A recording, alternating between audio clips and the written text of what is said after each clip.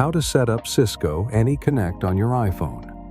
First, go to App Store and search for Cisco AnyConnect. Install Cisco AnyConnect on your iPhone. Now open it and let's set up VPN connection together. Don't worry, it is fast and simple. Tap Allow on the prompt message.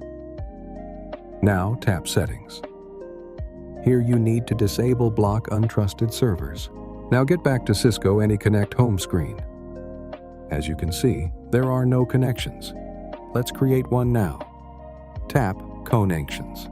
Input description any as you wish. Input server address. You can get it from your VPN provider. Please note, this is required field. Click Done when you are ready. Now tap Allow. Input passcode if necessary. Now switch AnyConnect VPN to On to establish your VPN connection.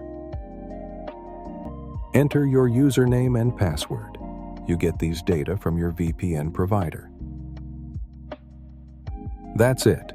Now you can connect to VPN. If you need safe and reliable VPN, get your AeroShield today. Free trial available.